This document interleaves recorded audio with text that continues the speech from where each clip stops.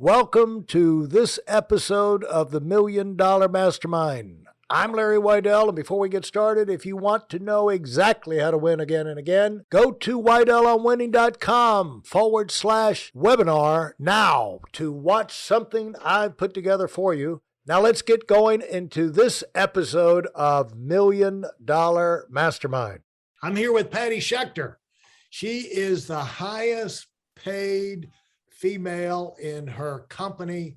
It's a New York Stock Exchange organization, 130,000 people, and the number one earning female is Patti Schechter. So Patti, congratulations. And we could put a lot of other you've got 13 other $1 million earners on your team, and you've had a lot of success for a long period of time. But when we were talking earlier, you brought up the thing about having the conversation you never wanted to have. And you did that in advance because Dennis was in a cycle of a downward cycle there with the health. You had basically a warning, which a lot of people don't have.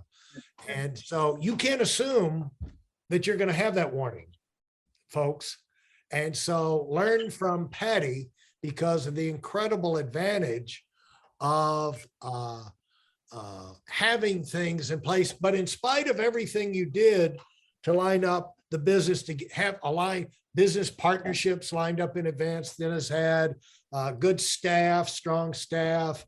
I bet there was still an unbelievable large number of things you couldn't plan for that shocked you, after the event happened.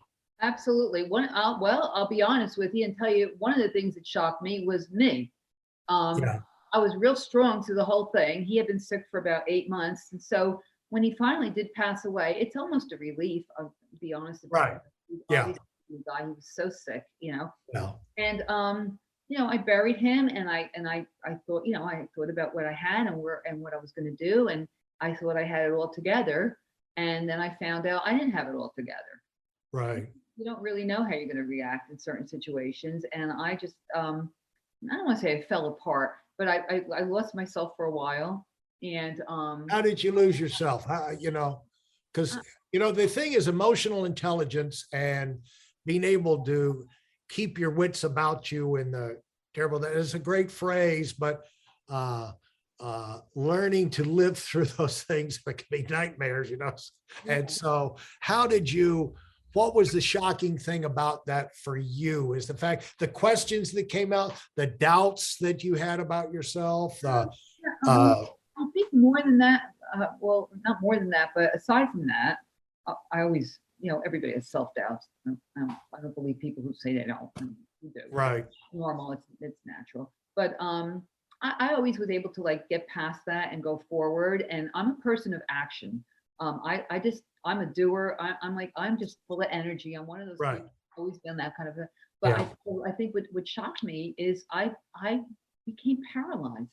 I didn't know what to do. Even though I had a plan, I thought I had a plan.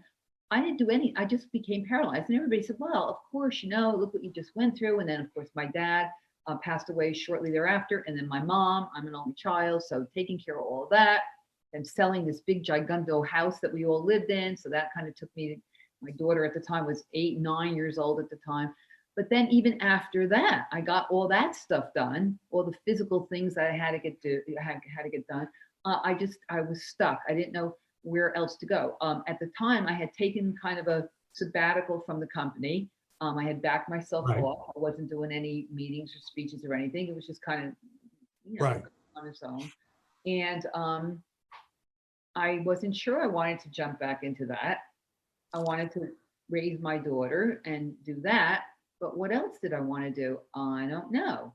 And I just became paralyzed. And I think, Patti, one thing to recognize from that is for people in advance of this happening, Lord, hopefully it won't happen to any of us, but when these things happen, it does help for you to hear in advance that you're thrown into situations where you're responsible.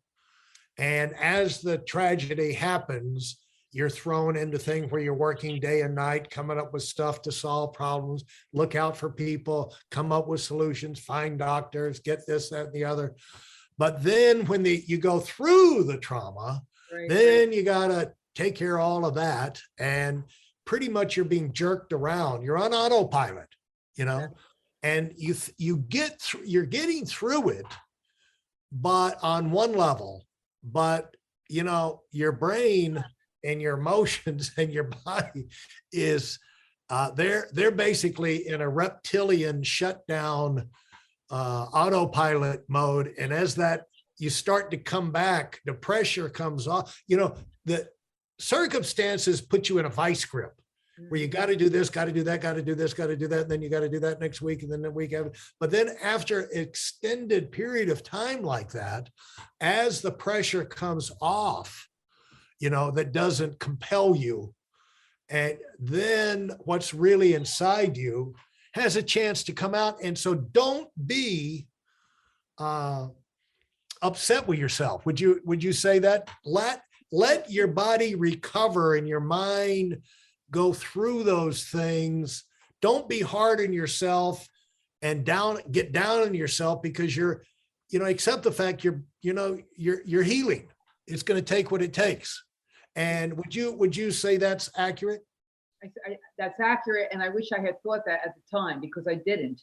And actually, although there was so much pressure, like you said, when he was sick, getting the doctors in order and doing that and taking care of my daughter, taking care of the office. In the meantime, unbelievably, right before he got sick, we had started this unbelievable construction and remodeling on our house, and it was ripped apart. I had right up every day. I had that. I had my 2 infirmed parents in the guest house on my front. So it's to say it was a crazy time where I was pushed and pulled, and constantly doing things with pressure on me. But then after all of that, and then he passes and my parents pass, and going through all that, getting rid of their stuff and getting the house together, selling the house, this big giant house, my parents' stuff, my stuff, all of that turmoil, taking care of the kid, the whole 9 yards.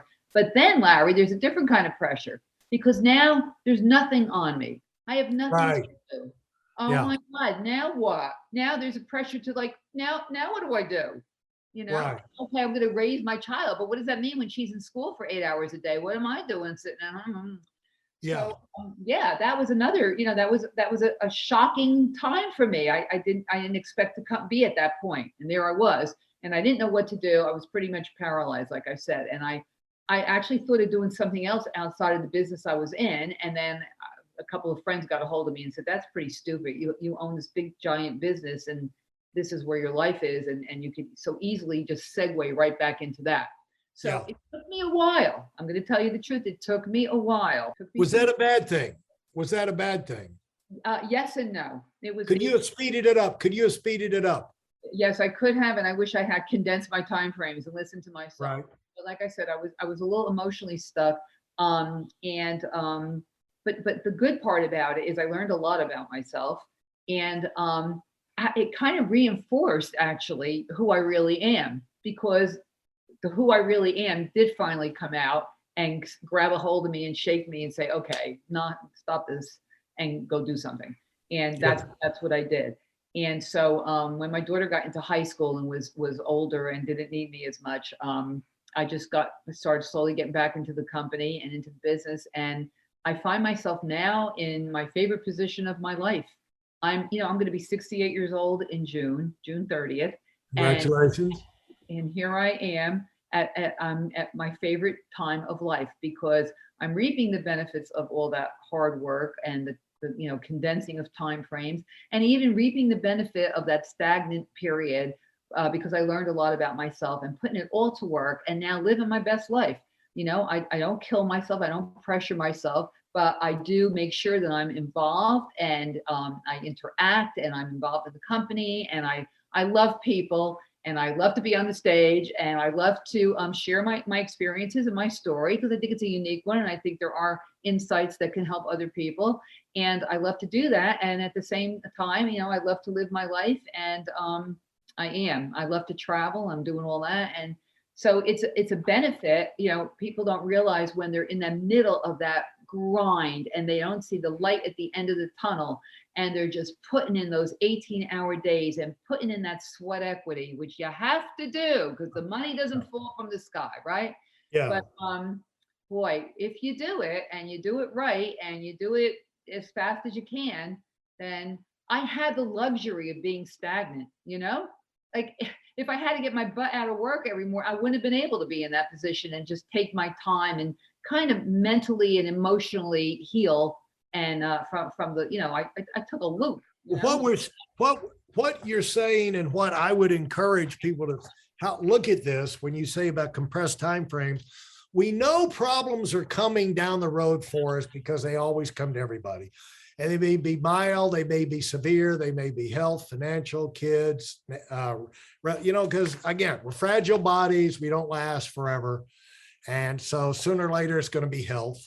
And so you look at that and you say, if I'm working now, the reason to work is not because I have to, but race to get ahead, compress timeframes, because you know you're going to need resources and time in the future that you'll be able to get by if you're broke and you don't have much money and you've got to have a job and all, somehow you can schlep through. People do all the time, but it's going to be so much easier for you, and you're going to be able to be so much more help to the people around you. And if, like we all have nieces, nephews, aunts, uncles, parents that are in the hospital, they're in surgery here, and then, things like that. And if you're able to do the extras, even if it's an extra, just be able to take the time off and go visit them, or to send them a little care package or something like that. Well, you're not going to do that if you're hand to mouth. And so the reason to accelerate and condense this thing, compress the time frames and the activity, is get ahead of the game and create, even though there's no way of avoiding the emotional price of going through what you did, like losing in 18 months, all the key people around you. You were able to deal with it. You're able to get resources, and you're able to make things easier for them, so that's one thing that people can take away from this. And because, this is about winning, and winning is over your whole life. And the thing is, you've come through this thing and you've been able to, win, in the early years, you had to work like a dog, but you built an incredible business, incredible life, went through the incredible, destructive collapse of your whole world and your key people around you, which is probably the worst thing to deal with in life. But now you've been able to come out of that and reconstruct a life. You've remarried, and you've been wise in your choice there too. And talk about what you got going on right now. Well, yes, I remarried. Quick, crazy story. After Dennis passed away, I was in the grocery store and ran into an acquaintance, not even a good friend. And we just started to talk, and she's like, I heard your husband died. I'm so sorry, blah, blah.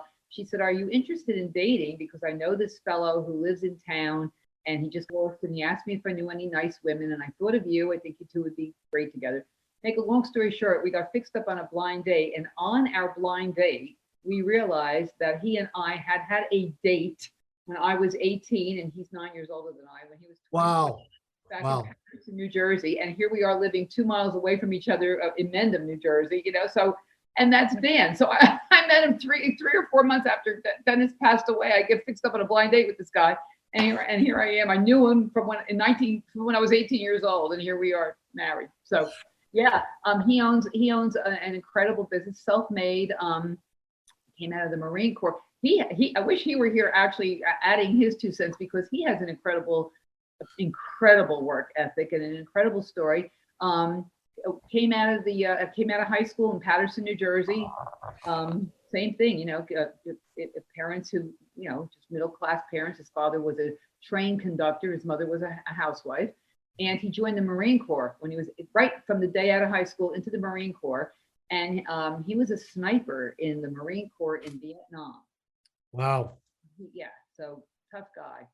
And then he came out of that, built a business, and you say now you've got your own yacht, and you're getting ready to go to the Caribbean or Dominican, and you built a big business, self-made, and is the most mentally tough human being I've ever met in my life. If it's cold out, I say, "Aren't you cold?" And he says, "Just don't think about it." Yeah. That's kind of his philosophy on life. It really worked for me. But yeah, built a big business.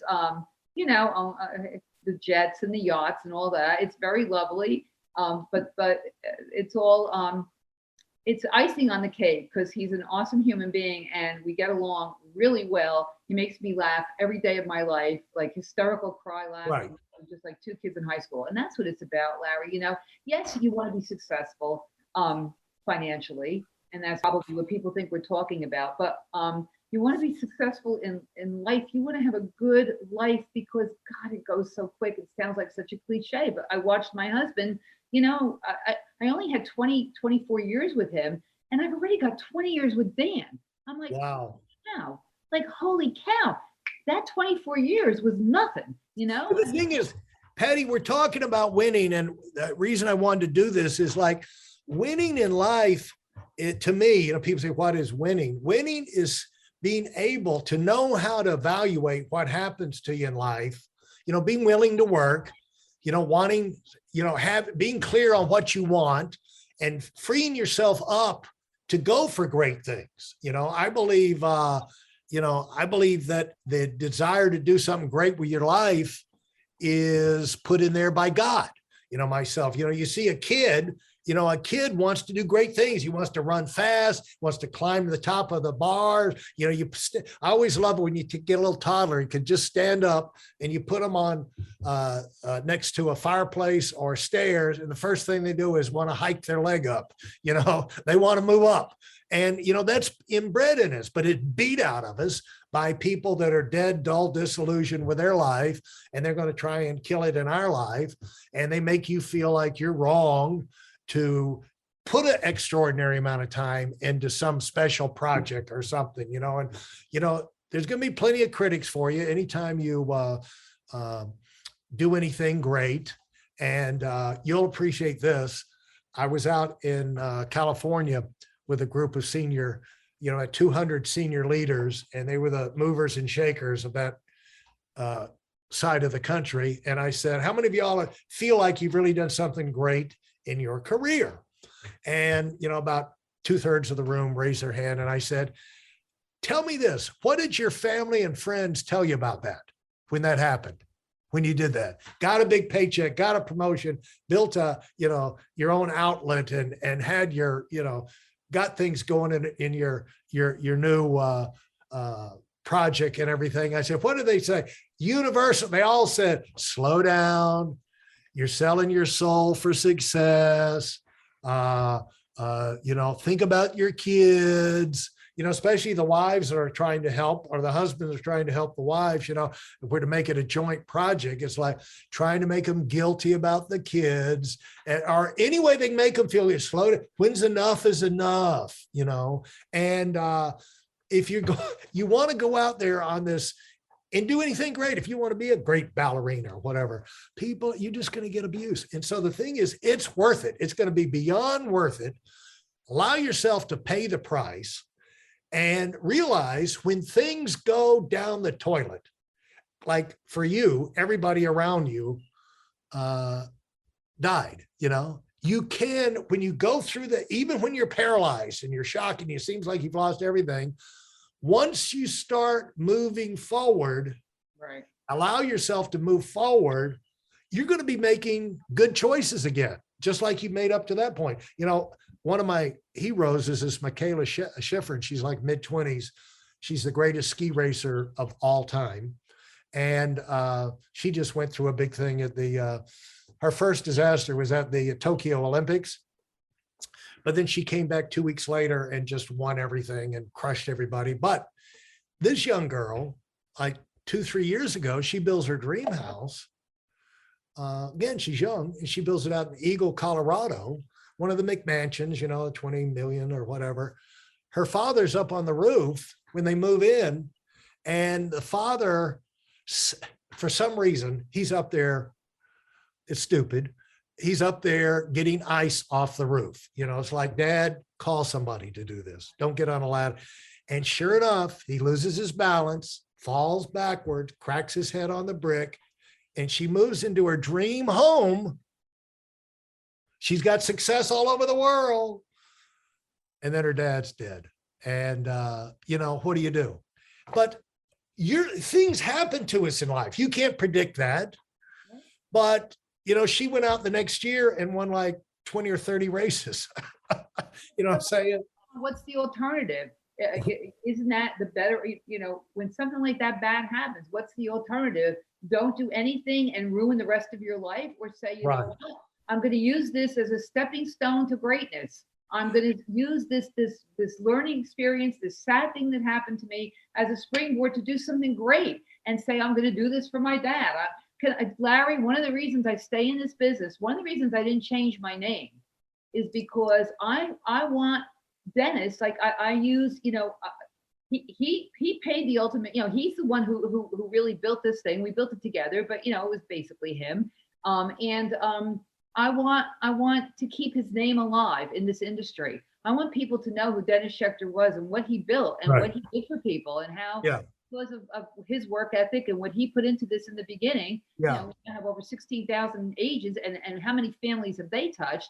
And that's a legacy. So when something bad happens, look, that's how I try and look at it and say, okay, well, what can I use this? How can I make this a legacy moment, or a learning moment, or a spectacular advancement from this terrible trauma that happened to me, And like I said, I got stuck and I got paralyzed, but when I got out of it, it took me a couple of years. I sure as heck, shook it off and went ahead and I've tried at least to do that. But you're talking about people, when you ask people, what did everybody say? And invariably they said, slow down. I've thought a lot about, when you get successful, how you lose friends and relatives. And I've thought about, like, why is that, and your first reaction, your first thought process, at least mine, is always, well, they're jealous. And obviously there's a portion that they are jealous. But I think the real reason is because, you're like them. So, if you have a cousin, you grew up with your cousin, you're just like your cousin. And what you're doing is you're holding up a mirror to that person. Right. And you're saying, okay, well, we're the same, and we came from the same, and we've had the same opportunities in life. But look what I'm doing. And so it's a mirror, and they really, it's an internal, they're mad at themselves. So they got it, they just project it out onto you. But it's really a self-loathing and a self-hatred that, why am I not doing it? Why am I not? And it's funny how some people you could, ask them and beg them and lead them to water, and they just won't do it. Others jump at it, and you never know who those people are. Absolutely. Fantastic insights and encouragement on being able to think your way through these things that happen to you, be able to stay on track, get back on track, get momentum back, and start moving again towards the kind of life you want, that is possible, that can get you excited again. If you enjoyed what you've heard and are dead serious about finding out for yourself exactly how this works in the real world, I've taken the most valuable business lessons I've learned over 40 years and put them into something for you to watch. Go to whiteelemwinning.com/webinar now in order to move up as fast as possible. I'm Larry Weidel, and I run the $1 Million Mastermind. Go, go, go.